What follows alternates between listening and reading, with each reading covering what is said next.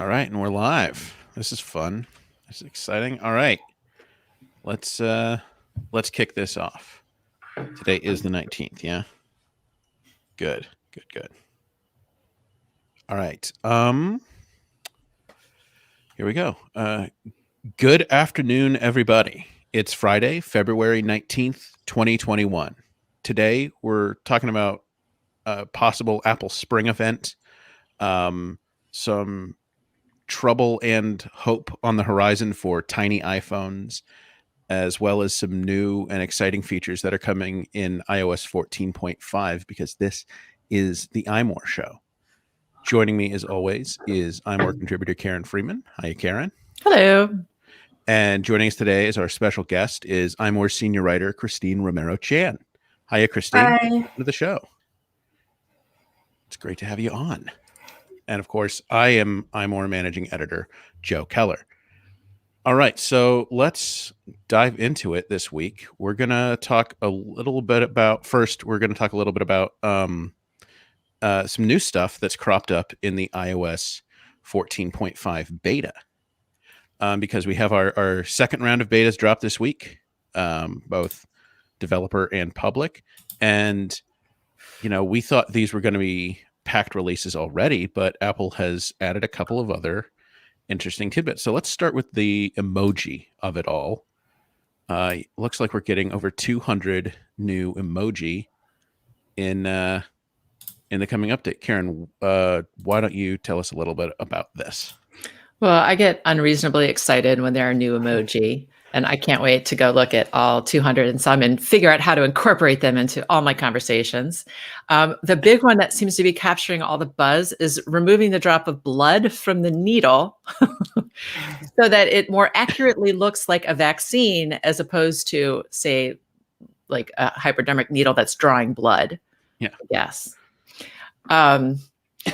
So some of the other ones, there's some new face ones, like the one with the clouded, obscured features. I'm not sure how that one will work. There are going to be more racially inclusive couples, both opposite sex and same sex couples. There are going to be like beards on the female emojis. Emoji, sorry, it's plural as well, singular, right? Emoji. Like Lego. Which is nice for non-binary. One of my kids identifies as non-binary, so I think they'll probably appreciate that one. Those are just the ones that pop into my head. There are more new heart ones as well, right? Yeah, and I guess the headphone. Oh yeah, emoji, that's the other big one. Emoji gets AirPods Max. Yeah, exactly. Emoji gets AirPods Max, and they didn't have to pay nearly $600 for it. So yeah, there you go. And that's really cool. But I agree with Oliver. We should be able to choose what color. Like right. If you have blue AirPods Max, you want a blue AirPods Max emoji. Like not everybody's gonna want white. But it's not like Apple is lacking for that particular piece of technology in their keyboard. You can already tap and select color. Right. So, it would be so easy. Yeah. Well, why isn't there an iPad emoji, by the way? Does anybody figure, or just even AirPods? That's a good question. I think probably because emoji are set by, I think it's the Unicode body. Right. And so they're standard. So like you're less likely to need, say, an AirPod specific emoji on a Samsung phone, let's say. No, but say like earbuds. They could be just like generic earbuds. Same thing with the iPad. It could be generic tablet. Yeah. But I don't know. True. I keep waiting for that one. Christine, are you excited about these new emoji? Do you get, like Karen, unreasonably excited? Yeah, I frequently use emoji. I'm still wondering why aren't we getting a pink heart, like a regular pink heart? Because I love pink, and there's not a standard just pink heart. Yeah, that's another one where you could just use the picker interface that Apple already has for people.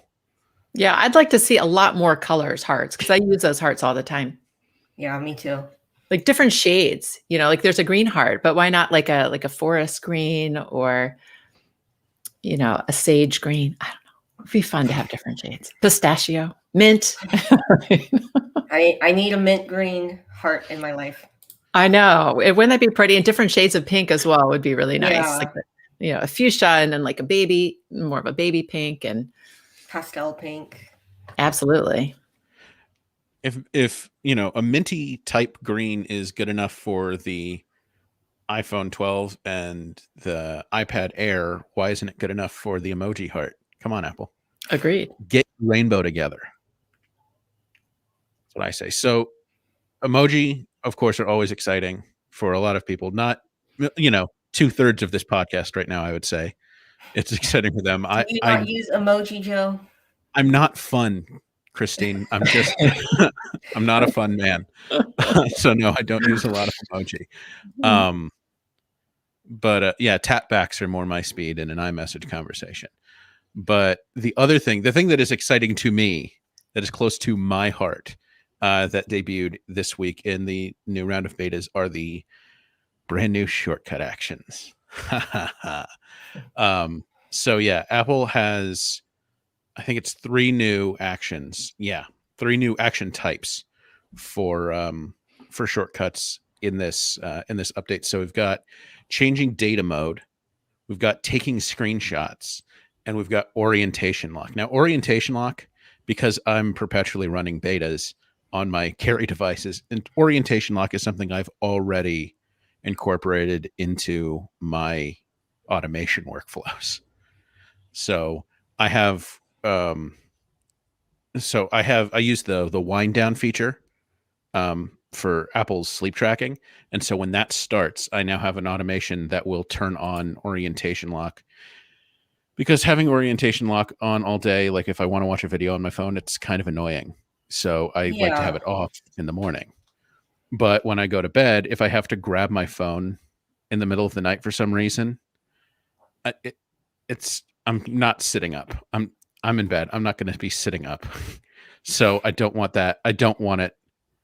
I don't want the orientation changing when I'm laying down. So I want to have that start automatically when I go to bed.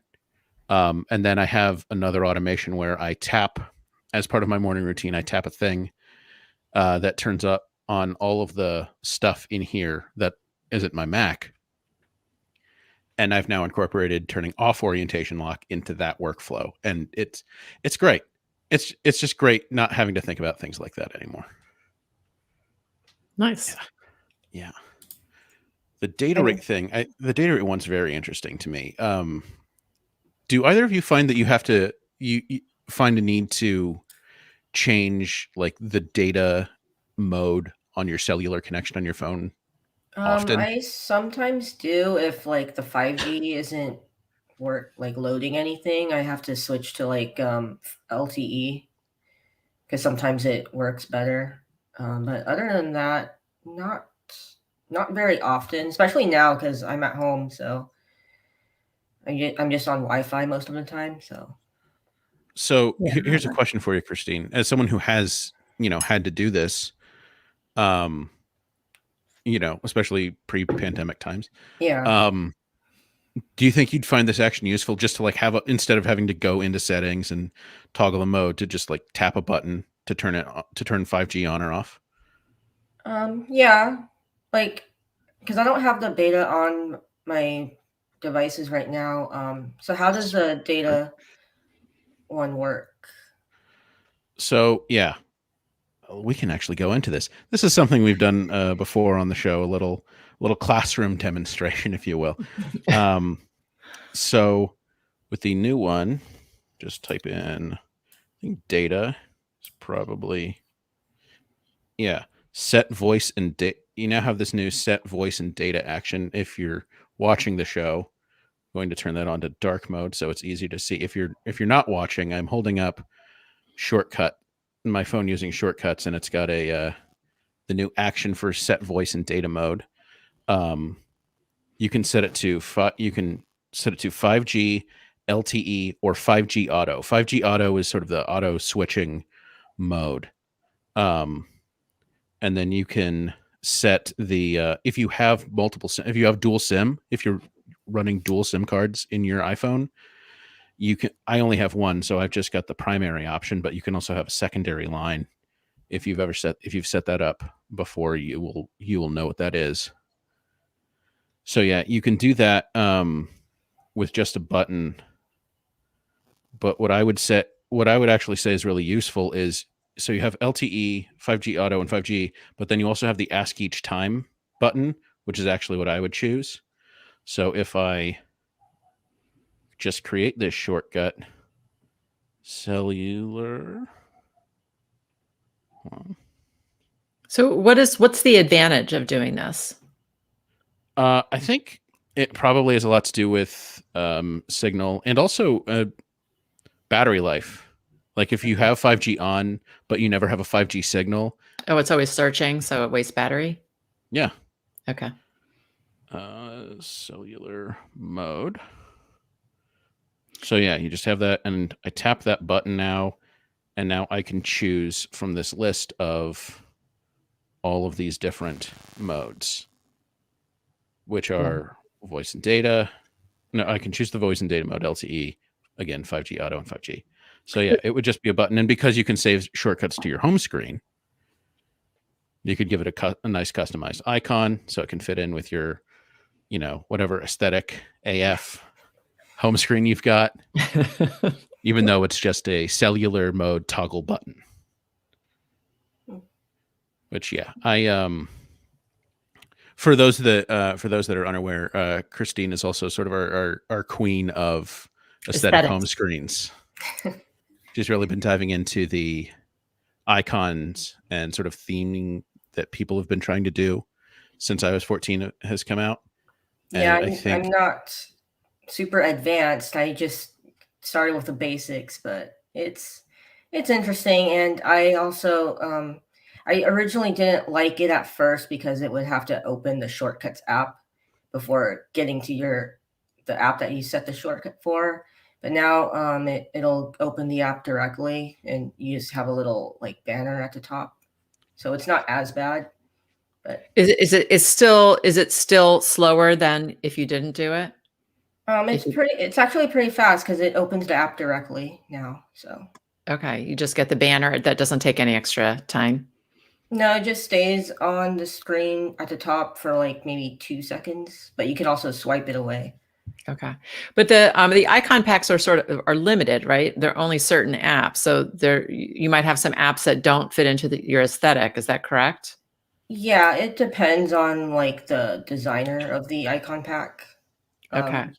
So if you get like free icon packs, it might be more limited in what icons for apps are available. But from what I'm noticing, like the paid packs, the creators will take suggestions if you need any icons, and they'll update the packs regularly. So okay, well that's cool.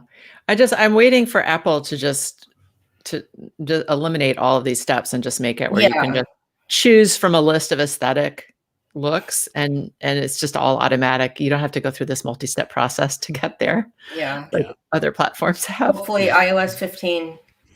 Yeah, this should be a setting. This should be in settings, and I want 2 different settings for this. I want an app by app basis where I can just add new icons for individual apps, and then I want sort of an apply icon pack setting. Yeah, for sure.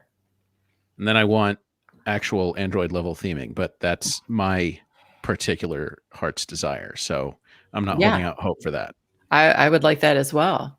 I guess what I'm saying, I'm not going to be satisfied until I can put Nova Launcher on my iPhone without jailbreaking. I don't know what that is. Nova Launcher. So launcher apps are really an Android thing. They let you really customize the full look of your device, from widgets to how apps are presented. There's a minimal launcher. I can't remember the name of right now, that just really presents your apps as a text list. It's just a straight up and down list, and the home screen is just a smaller version of that. And it's very minimal, very, on days when you want a limited distraction, being able to just flip that on would be great. Yeah. Yeah, for sure. But Yeah, Hopefully. I've only been customizing the icons. I not dived into like all the widget theming stuff. That's like on a whole other level, and I'm just starting with the Definitely. basics. Yeah, I mean, it looks so cool when you do it. I'm not willing to put in the time and effort to do it. This is why it just needs to be a couple of switches and buttons. Yeah, Make it Yeah. happen, Apple. it's just a setting. Yeah. So that's iOS 14.5. A couple of new things coming in that excited us this week. You didn't go over the screenshot one. Yes, this is right. So the screenshot one is interesting to me because I don't really have a use for it personally. But I think, is this something that you find appealing, Christine? The like some sort of automatic screenshot shortcut? I mean, I do take like a lot of screenshots for how-tos, but it's an automated process. Well, not exactly. I mean, you can have it as part of a shortcut. It can be its own shortcut action. This could be another one where you just set up a button and it just takes up a screenshot, but then you're just taking a screenshot of your home screen. What I wonder if you could do, and I haven't tried it yet, but what I wonder if you could do is if you could put it on sort of a timer. So you hit the button. This would again be great as a home screen button. So you hit the button, the shortcut starts, and it waits like 5 seconds.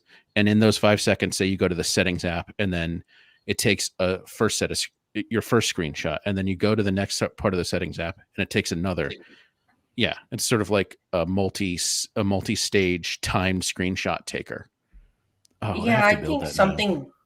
something like that would be useful when I'm like doing how-to guides, but Yeah, it's these in particular are very intriguing to me. Like, why these? yeah. Maybe we have even more interesting ones coming in iOS 15. See, this is where we are. We're what, like 6 months into the life of the actual public life of iOS 14, and we're already looking forward to iOS 15. It's always the way. Yeah, it's only about 4 months or so. How soon did the iPhone 13 rumors start after the iPhone 12 was released? I think before. I think before. Yeah. Yeah. And speaking of those rumors, actually, we have a small one. And I think a lot of us kind of figured on this anyway, but it's about the potential iPhone 13 mini. Yeah. Which poor iPhone 12 mini. It's dragging everybody down this year, I guess.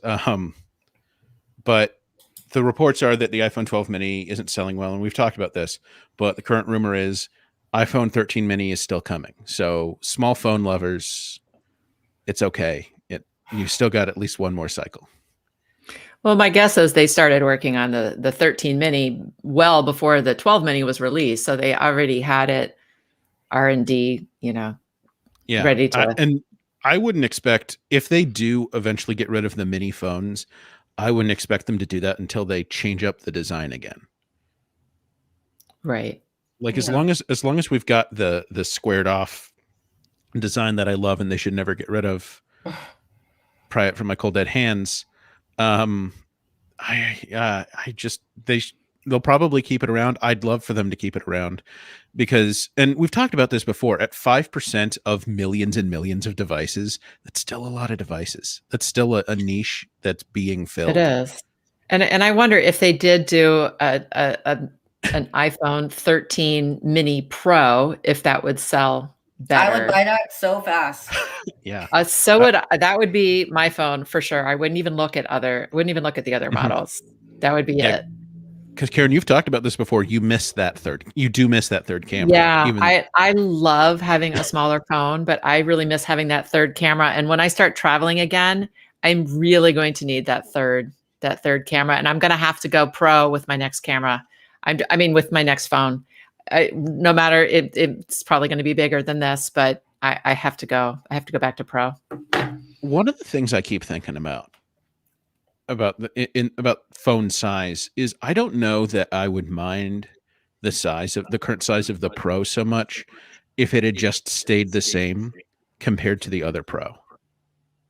I mean the 11 Pro? Yeah, the 11, yeah, versus the 11 Pro and the 10S and the 10. If it was still 5.8 inches Yeah, that's versus what I 6.1. wanted. Yeah, I got excited last year before, when the first rumors of Apple doing four phone sizes came out, because the initial thought was the 5.4-inch phone was going to be the Pro level phone, the 12 Pro. We didn't have an idea of the names at the time, but we thought that was going to be the 12 Pro.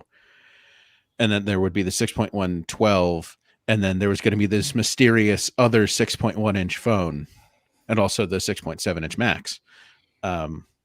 But yeah, I would like it to be sub 6 inches at this point. Yeah, I think it's funny that you do too, because you obviously have much bigger hands than I do. For me, it's purely logistic. It's very hard for me to manage a larger phone. Although, as Dalva points out in the comments, it is nice having a bigger screen. I would prefer to have a bigger screen. That is another thing that I miss. I will say it is a little bit harder to use a smaller screen, but this is the right size phone for my hand.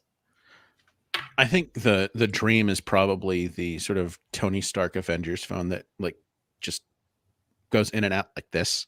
Just, you pull on opposite corners. Right. Some kind of folding or expanding phone would be ideal. I like that. Who does it? LG did they showed off a roll-up phone. Yeah. This year at CES. I could be into that. I could play around with that.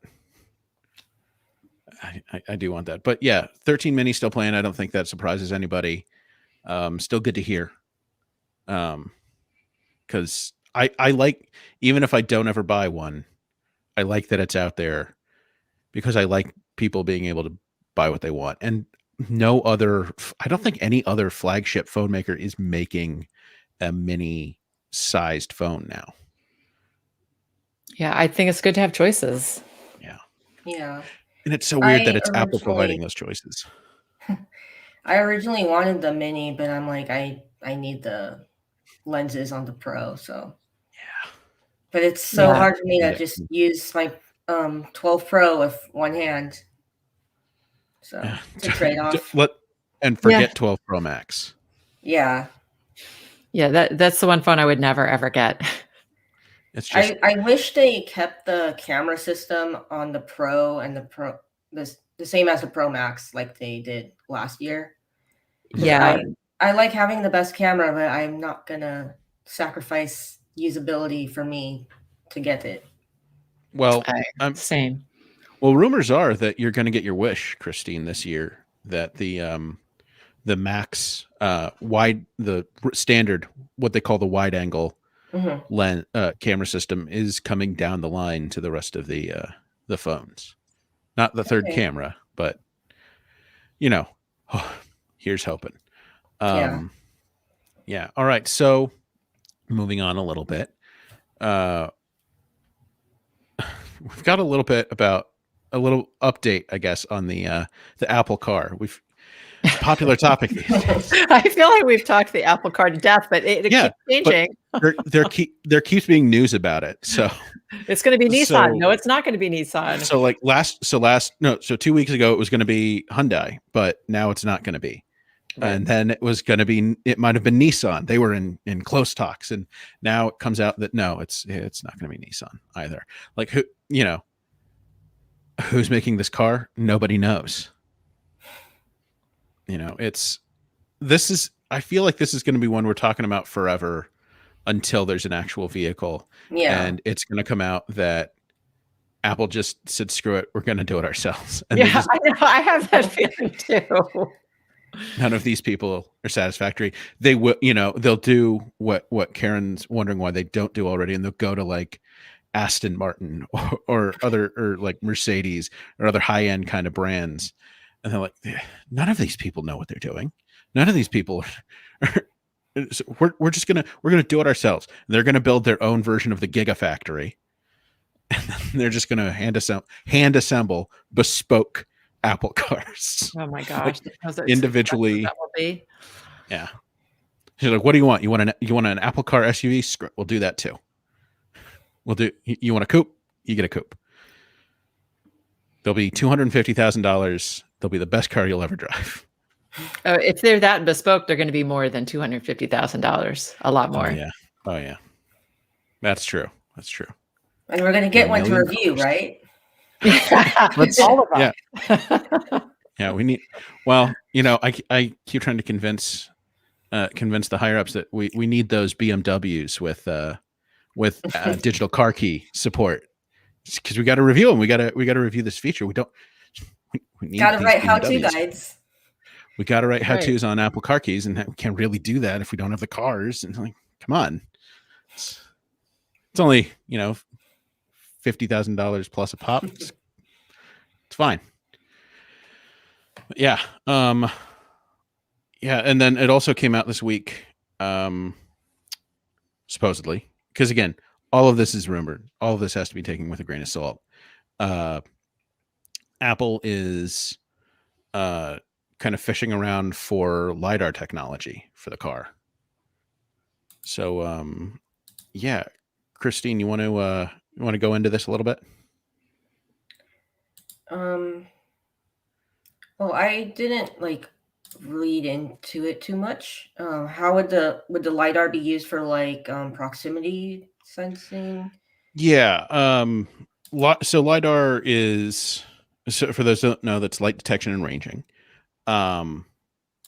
It's a you've got it on the Pro versions of the iPhones. You got it on the iPad Pro, and basically it's a sensor that shoots a light beam, so it's a laser, to detect objects in front, or objects within the view distance of the sensor.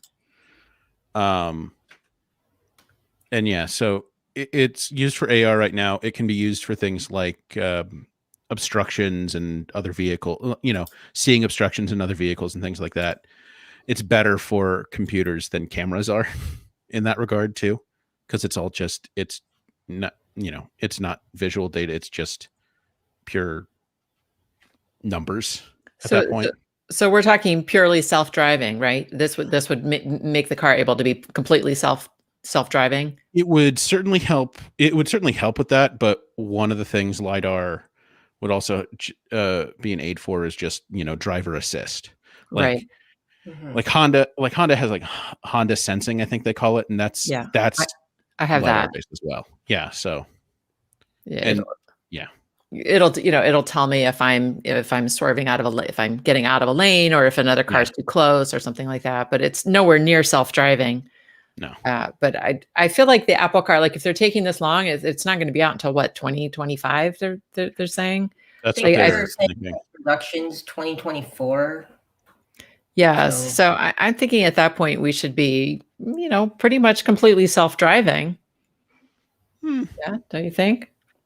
Yeah. I struggle with this. Is it self-driving on the highway? Is it self-driving in the city? And how, even 5 years from now, how good is that tech? Because we've been hearing about, like Tesla, for example, self-driving is only it's coming in 2018.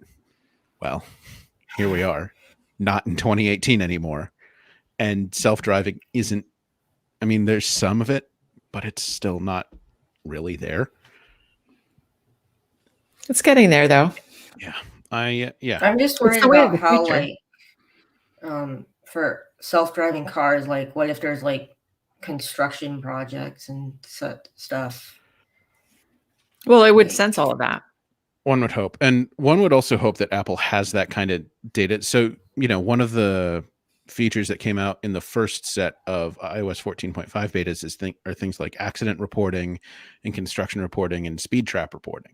Let's just call it what it is. It's speed trap reporting. Yeah. You're pointing out where cops are with radar guns and speed cameras. But so that kind of data I think Apple's already going to have. I assume this is going to be one of those cars that comes equipped with 5G. And it gets an update on that sort of thing. Maybe even when you just turn it on and are about to go for a drive, it says, hey, let me get an update on road conditions and see what's Right. what. Right. And I mean, it can tie into your phone, so it wouldn't necessarily have to have 5G by itself. Yeah, that's true. But they could do it, and they could charge you more for it. It's already like a $200,000+ car, and then they charge the sort of standard iPad $130 to add cellular connectivity. Yeah. What's another $130 on top of 200 grand? Well, when you go to buy a car, you can get all those different packages. You can get like the 5, Yeah. and they're like, hundreds of dollars for floor mats and stuff. So this, $130, add 5G. It's going to be great. Yeah. That was, So there's not a lot new on the Apple Car front this week, but there's always more. It's becoming an endless march of Apple Car news. All right. So next, I wanted to talk about a little bit about Magsafe, and specifically, we're hearing that we heard two things this week, one after the other. It sounds like Apple is at least working on a new Magsafe battery pack for the iPhone. I assume this is like some of the third-party ones that have already come out, where it would magnetically attach. And I'm guessing they would do this in lieu of a case. Because in the past, Apple's done the smart battery case thing, but this week it comes out from Bloomberg that in the iOS 14.5 beta 2 as well, some designation for an unannounced accessory has popped up, and people are thinking this is a battery pack that uses Magsafe. Are we excited about an official Magsafe battery pack? Yes. I never bought a battery case for my iPhone because I think they're ugly, and B, there aren't many situations where I need to have it all the time. But a one that you could just snap onto your Magsafe case, that would be amazing, because then you just use it as needed. Like if you're traveling, or if you have a particularly long day where you can't get to a charger, you could keep it in your bag or in your pocket or whatever. And then when you need to stick it on the back of your phone, you just stick it on there. Yeah. You don't have to carry a second case or switch cases or have a cable like connecting your phone to your battery pack. Right. Desperately searching around for, it's a much more elegant solution. But there's a hitch. But there is a hitch. No.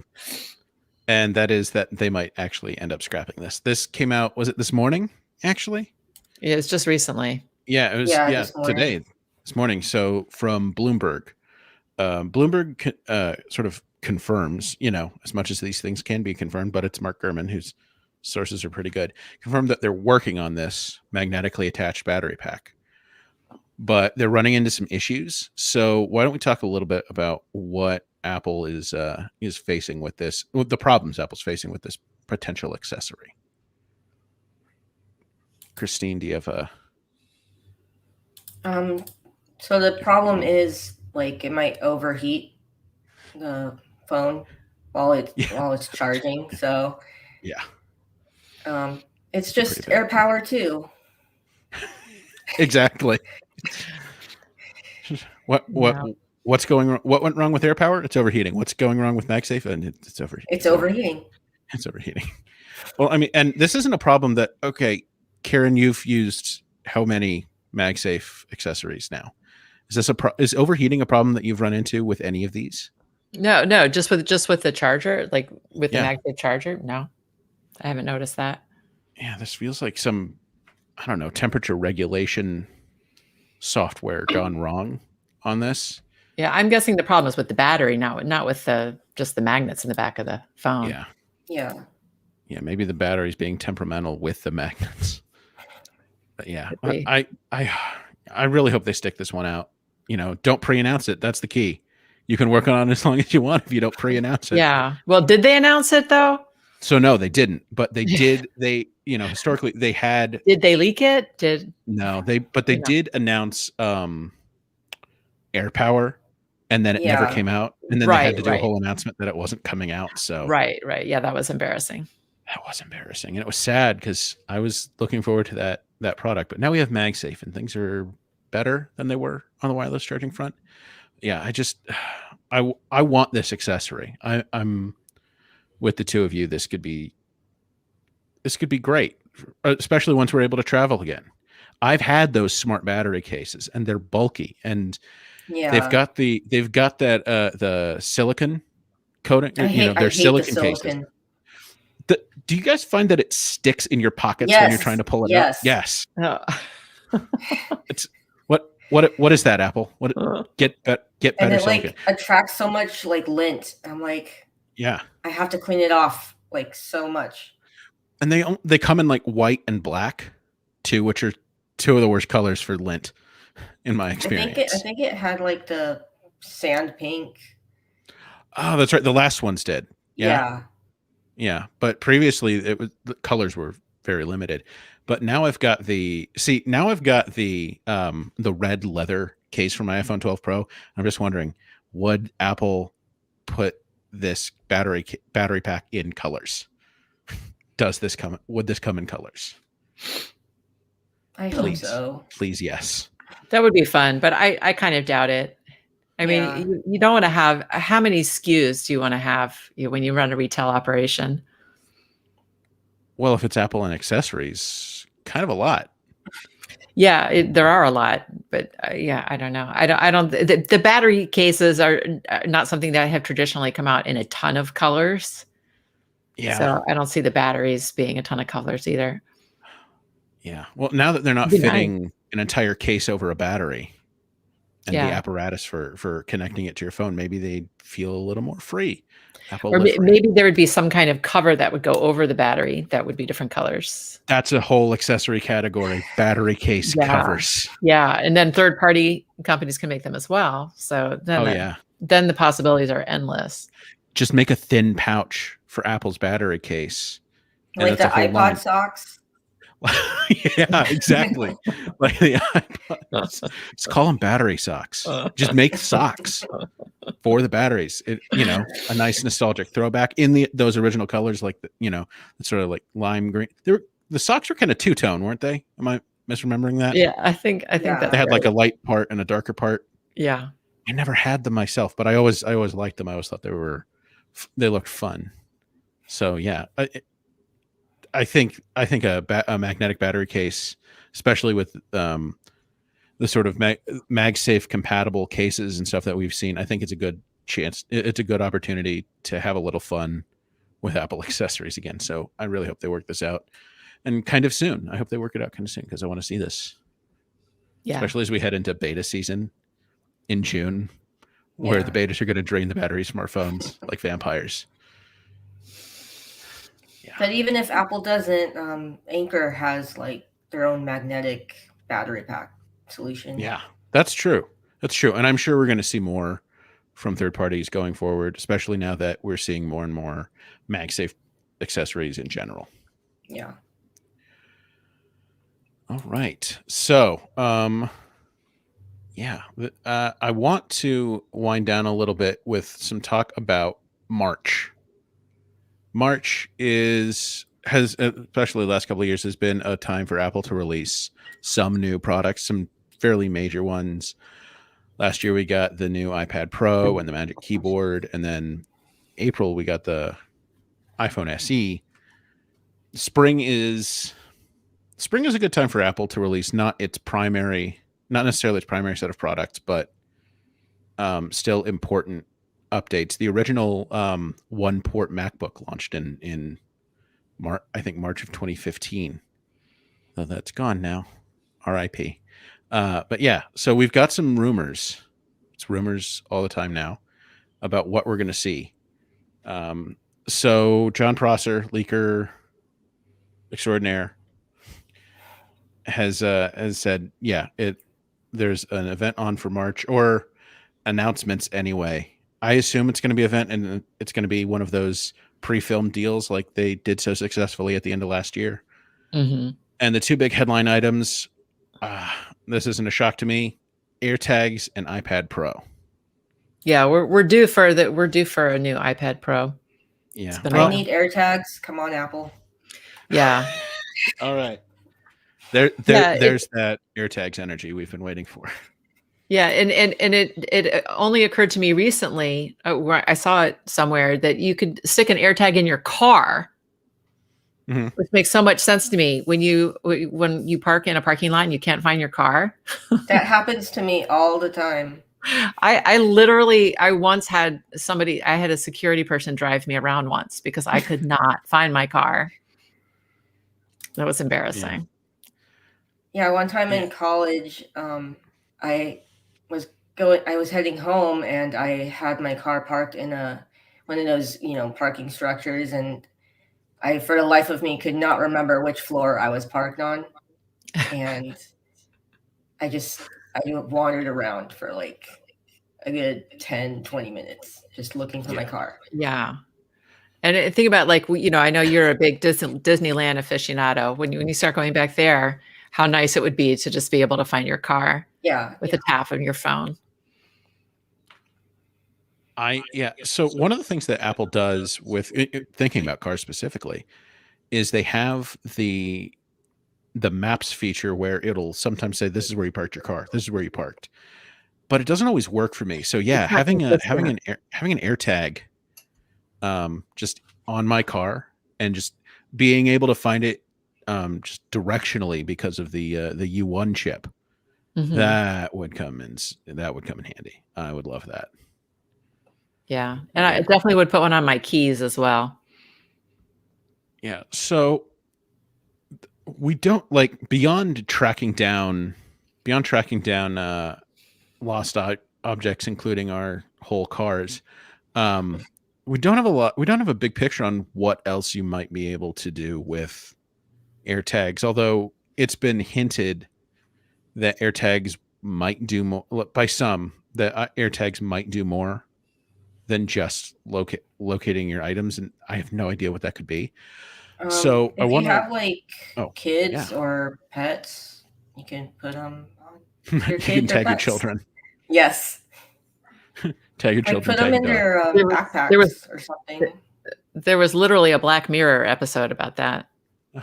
About putting Well, one of the things we've seen, actually, Christine, it's good that you bring that up, because one of the things and specifically relating to pets, because one of the things we've seen is, third-party manufacturers have accidentally leaked their accessories that they've made for these things, and one of them was Yeah, just like this I've little leather seen disc. one.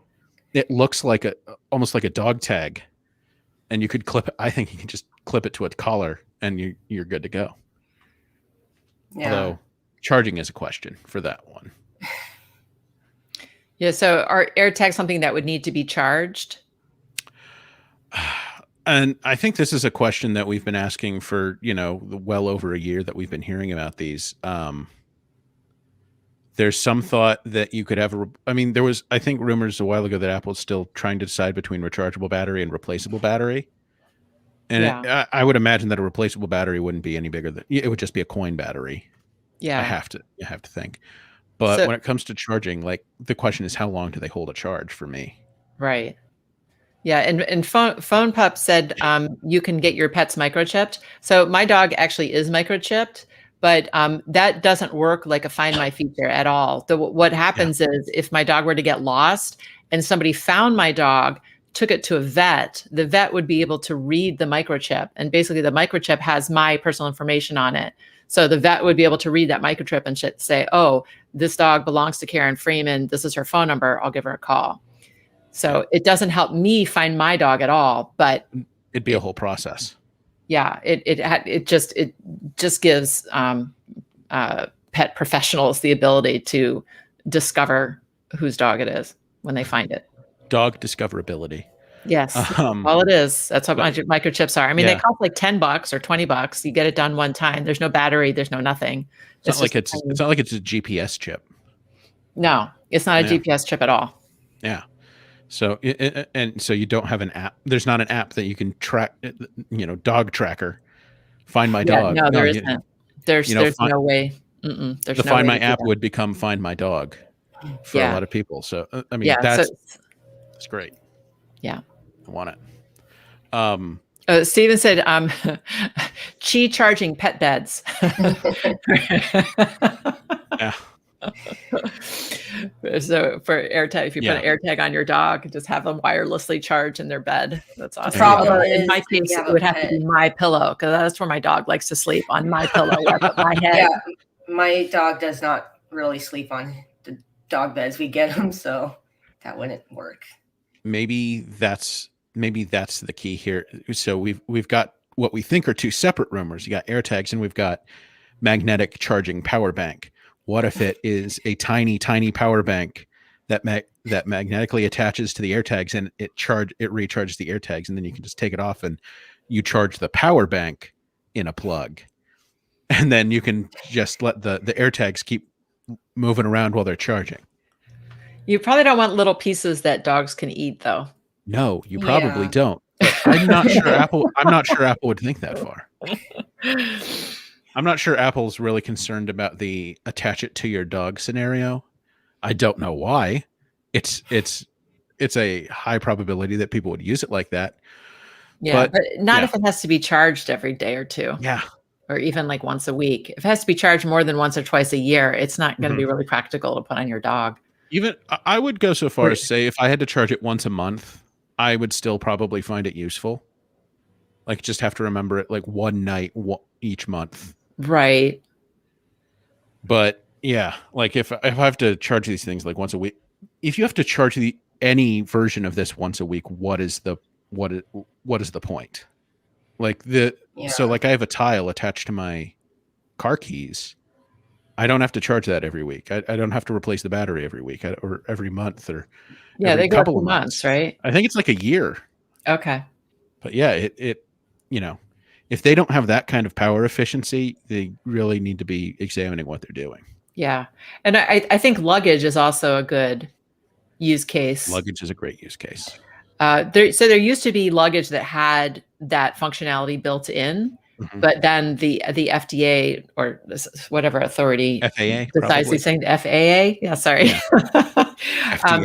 They outlawed them, so you can no longer travel with those. So, that's unfortunate. I mean, well, that's a question then. Would you be able to put something like, are you able to put something like this? Like, can you put a tile tracker in your luggage now? If you can't have that functionality on or maybe the issue is the battery that it would take to power it in the luggage. So I actually reviewed one of those luggage pieces that had that functionality built in. And the thing inside the suitcase is like this. It's like the size of a book. It's like, it's good sized. It's like basically the size and shape of an Apple TV. If you can picture that. So it's a pretty sizable electronic thing that's embedded in your luggage. So that has to be and there has to be a battery in there for that. So yeah. It was a rechargeable battery. Yeah. You charged it by USB. And we know how FAA feels about batteries, not without good reason. Yeah. So I think it was the FAA kind of like freaked out about having this huge black battery box thing inside your suitcase. And just decided they weren't going to allow it anymore. Yeah. Now, the other thing we're talking about, and I said this at the top, the other thing we're talking about with this event is the iPad Pro.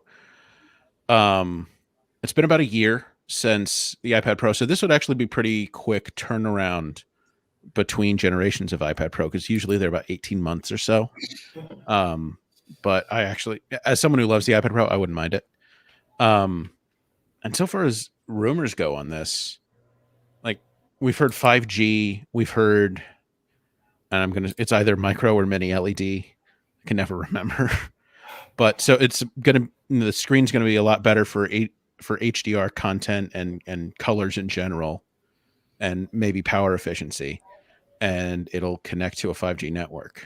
But I don't know, the stuff that excites me about iOS devices anymore, aside from imagining the possibilities of a Pro Mini, is the software.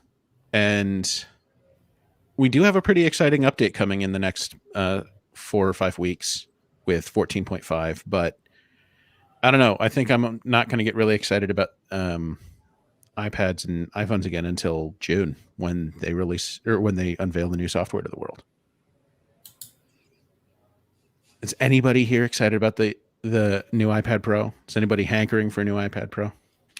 No, I have two not the current model, but the model before, and I haven't really seen any reason to update at this It's point. a good iPad.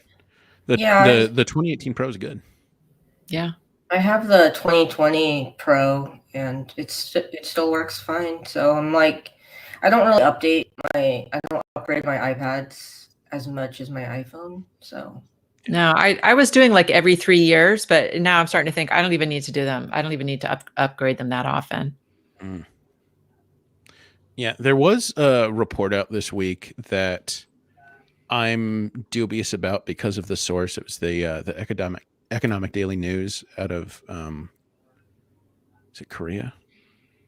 I can't remember where Economic Daily News is based, but their track record is so, and it's saying that the event's going to be on the 16th of March, which does actually track. 16th of March would be the third Tuesday of the month, and it's like right smack dab in the middle there. It makes sense as the day, but the other thing they're saying is potential iPad mini launch for a new, and what we've been hearing, redesigned iPad mini. Yeah, the mini is definitely due for Yeah. an upgrade. And getting an iPad Air, iPad Pro style redesign, I'm really excited about that. Yeah. I think it was early last year, it was rumored that what we would see, is like a 10 point. The two rumored iPads were like a 10.5 to 10.9 inch iPad, and then what was it? 8.5 to 9-inch iPad. And so what I was guessing at the time, one of those is the iPad Air, which actually panned out last fall. Mhm. And then the 8.5 inch would theoretically be the iPad mini. But with an iPad Pro style redesign, we're not looking at a giant expansion of the physical tablet itself. Right. Yeah. Is that something either you would be interested in, is a brand new iPad mini with a bigger screen, but not a much bigger body? Would you get any use out of it? I'm not sure. It's funny. I generally like my technology as small as possible, but for the iPad, I kind of want that bigger screen. I don't know, not like an extra large. Like I have the 11, the 11-inch iPad Pro, not the 12. I would never get the 12.9. And as Dalva pointed out in the comments, like there is always somebody who wants a bigger iPad, like bigger than 12.9. You want bigger than 12.9? Like give me a 16-inch iPad. Give it to me, Apple. 16-inch. I mean, that's just enormous. So give me the lunch tray. I want the iPad lunch The tray. one you can use to sled down the mountain. No, I mean, for me, the 11-inch is like just the right size. But I kind of like, if I was going to have two iPads, it would be fun to have an iPad mini also, like a little portable one to take on planes and stuff. I always talk about travel because I'm like obsessed with travel. I'm a huge travel buff, and it's been like killing me not traveling. Oh yeah, I bet. For so long. But so I'm always thinking about things that would be good for travel. I mean, yeah, I mean, I would be interested in a revamped iPad mini, but not instead of a regular size iPad. That's just me. Yeah. What about you, Christine? I have the 11-inch iPad Pro, and for me, it's like the perfect size. Mm-hmm. But I did have the fourth generation iPad mini, and I actually really liked the size of it, and I thought it was like perfect for like reading books. Yeah. So I actually use a Kindle for reading books because it's like around the size of an iPad mini. Yeah. I wish it was just had a slightly larger screen, but I find if I'm reading a book, I do better if I'm not distracted by incoming messages and Yeah. Plus that paper white screen is really nice. But this isn't the Kindle show, so Yeah, we can make it the Kindle show. This is our show. We can do whatever we want. Let's talk about the Kindle DX and why Amazon should bring it back. I actually find that you've got these arguments. Apple makes these big phones now, like 6.7 inches. I find the argument that because Apple makes the Max size phone the mini iPad is sort of obsolete, I find that unpersuasive. First of all, the iPad mini is a lot cheaper than an iPhone 12 Pro Max, like by about $1,000. Yeah. Um, No. Yeah. I don't buy that at all because I think they're different audiences. it's different audiences, and 7.9 inches, and theoretically, even based on rumors, 8.5 inches. That's a lot. When we're talking about under 10 inches, that's a lot. That's a lot of screen real estate you're leaving behind if you go for the big phone over the small tablet. And Christine, I think you're right. It is a great size for reading books, especially because I don't like to read in landscape mode, really. Even Yeah. web browsing on my iPad Pro, I'll do it because I often have it in the Magic Keyboard, so it's automatically in landscape anyway. But if I'm just holding it in tablet mode, I'd rather read it in portrait mode. Just Yeah. yeah. Plus, a full size iPad is really too heavy to read it holding in your hand. Mhm. You kind of have to have it resting on something. Yeah, even the Air, or maybe the 11-inch mini, or 11-inch mini, the 11-inch Pro. I think those are even a little bit like for full-time reading. Like, Yeah, I can't hold it and read. yeah, if you're trying to choose between an iPad or a Kindle, I think 10.9 and 11 inches is still a little big. So something smaller like the mini is great. Yeah, that as dubious as I think this particular rumor is, it's something I would like to see. Oh, other thing that we think might be coming at this event: AirPods Max, but cheaper. AirPods Max, but maybe plastic. I don't know. Yeah. I don't know if I buy that. So, Christine, you reviewed AirPods Max for us. Yeah. Do you think that this is an important, like a cheaper version of AirPods Max would be an important thing for Apple to pursue, or do you think it's good where it is? They could even get, as Renee Ritchie has opined, maybe the $550 versions are the more expensive or the cheaper ones, and they'll go even more premium and expensive. I think they should make a cheaper version of the AirPods Max just because, like, it's hard to convince someone who's looking to buy a new pair of headphones to spend $550 on AirPods Max instead of like $300 for the Sony's or Bose ones. It's really hard to convince them. Yeah. Oh, I agree. I like my AirPods Max, but if someone's like, I mean, for most people, like already $300 is a lot to drop at one time for headphones. So.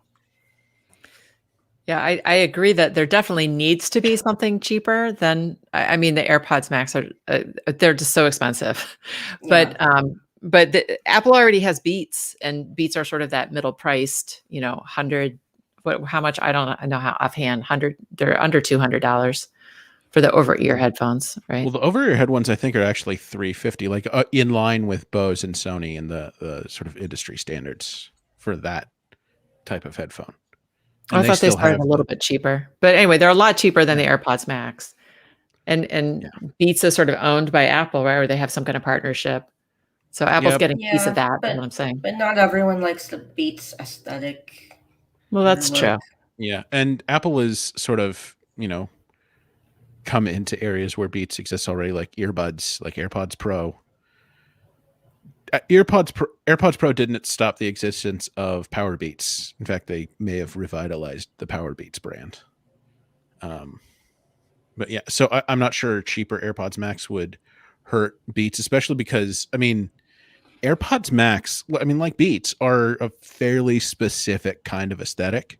Mm-hmm. I think Apple's going for like the sort of timeless retro type of feel, like they did with the iPhone 4 and 4S. But so if Apple did do a cheaper version of the AirPods Max, they'd have to take away some features. So what do you think they would take away besides just plastic instead of metal? I don't know that they do, though. I don't know that they do have to take away features because, here's the thing. The Apple Watch, the aluminum Apple Watch is a lot less expensive than the stainless steel Apple Watch, but it doesn't have fewer features. No, the only material, like truly material difference, I mean, aluminum versus steel aside, the only true material, as I see, functional difference is the display, which The It's display on sapphire versus glass. the Ion X glass is nowhere near as tough as the Sapphire. And I've owned both kinds of watches, and the Sapphire is vastly superior. Yeah. As someone who bumps his watch semi regularly, Yeah, I have the stainless steel Apple Watch, and I bought it because of the sapphire crystal. But it turns out I actually like the look of the stainless steel a lot more than I like aluminum. Actually, and I was gonna to go with the comments. Probably if Apple were to make a cheaper AirPods Max, it probably might not have the magnetic ear cups or ear cushions. Yeah. Right. So they wouldn't be interchangeable, you mean? Yeah. Maybe. I could see Apple going with some very sort of specific aesthetic choices for the plastic ones. Like, I wouldn't the idea that keeps coming to my mind for colors is like sort of manila colored ear cup, like going really retro kind of in its color scheme. So like a manila colored ear cup on the outside with a dark pad, like a black pad or something like that. And the sort of manila color across the headband. You got you still got like the steel. I still think you'll have the steel bars or the steel, the stems. I don't actually know if there's a technical term I for don't those. see Apple doing something so contrasty like that. Yeah. I don't think know. I This is think if something they're that I going to would do do, certainly.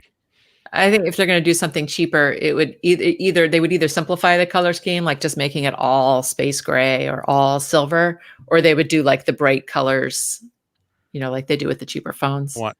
So I think it was Renee that once pointed out that the AirPods Max have, like, they divide the colors. So the metal bits on, say, the blue AirPods Max are like the sky blue of the tablet, and the tablets, and vaguely of the Pro phones this year. Mhm. And then the band is actually the darker blue of the standard iPhones that I think is better. But yeah, I would I would imagine that they try to match iPhone colors ultimately, even in Yeah. even in plastic versions. All right, it's a good show, everybody. We're down to the end of our hour here. Little past the end of our hour here. So I want to thanks everybody for joining us live. Our live listeners and commenters. It's always fun to watch you folks pop in, and you always contribute interesting thoughts to the discussion. I want to thank our regular not live listeners who hear us later in the podcatcher of choice, their podcatcher of choice. As always, I want to thank Jim Metzendorf, who is going to make us sound so great. Because we don't sound great. We all have colds or something. At least I do. Are you kidding? I haven't had a cold in a year. Seriously. Lucky you. Go anywhere. I've got a sore throat. I've got a stuffy nose. It's a nightmare over here. Yeah, sometimes I wake up and I have like a sore throat. I'm like, am I going to die today? Is this the day? Is this the day it happens? So Jim is going to take our death march out of the audio here. So thanks, Jim, for that. Yeah, thanks, Christine, for joining us this week. It was great having you on. And this has been a fun week on the iMore show, and we will see you all later. Bye. Bye.